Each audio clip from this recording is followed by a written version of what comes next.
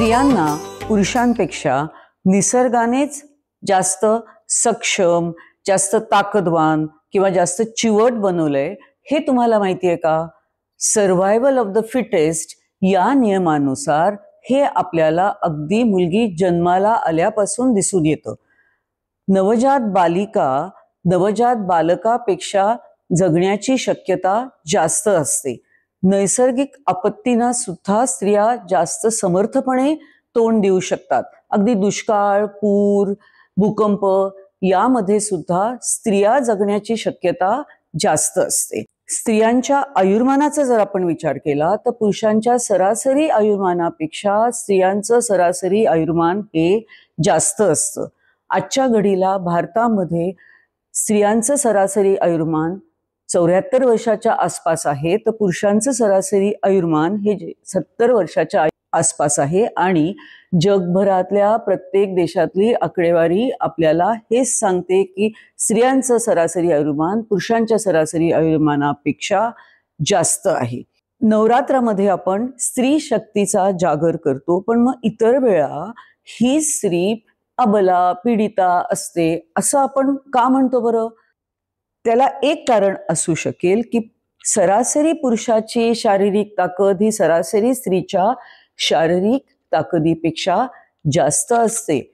पण प्रत्येक स्त्रीमध्ये मनशक्ती ही पुरुषांच्या मनशक्तीपेक्षा खूप जास्त असते आणि त्या शक्तीच्या जोरावर प्रत्येक स्त्री पुरुषांकडून होणाऱ्या शारीरिक, भावनिक अत्याचारांना अगदी समर्थपणे तोंड देऊ शकते. आणि एखादी स्त्री समर्थपणे पुरुषांविरुद्धच्या अत्याचाराला उभी ठाकली तर इतर सगळ्या स्त्रियांनी आणि इतर सगळ्या समाजांनी त्या स्त्रीच्या मागे उभं राहिलं पाहिजे, म्हणजे ती स्त्री सहजी तो अत्याचार धुडकावून लावू शकेल. स्त्रियांच्या मनशक्तीची अनेक उदाहरणं आपल्याला इतिहासात दिसतात. जिजाऊ मातेच्या मनशक्तीमुळे हिंदवी स्वराज्य उभं राहिलं आणि त्याच काळातली हिरकणीचं तर उदाहरण आपल्या पुढे आहेच. त्याच्या पुढे जाऊन झाशीच्या राणींनी किती त्वेषाने ती लढली होती हेही आपल्याला माहिती आहे. आणि आजही अशा अनेक जिजाऊ माता, अनेक झाशीच्या राण्या, अनेक हिरकण्या आपल्याला आपल्या आसपास दिसतात.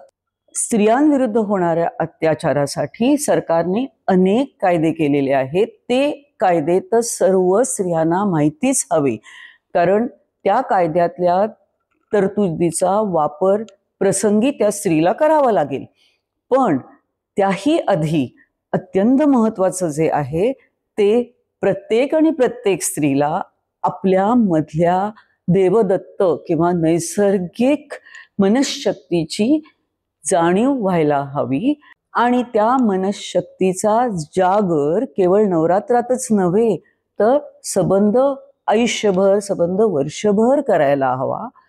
या नवरात्रात मी तुम्हा सगळ्या स्त्रियांना हा संदेश देऊ इच्छिते आहे. आणि हा संदेश जर तुम्हाला आवडला असेल तर आपल्या मित्रमैत्रिणीला, आपल्या नात्यातल्या बायका, मुलींना सगळ्यांना हा संदेश तुम्ही अगदी जरूर पाठवा.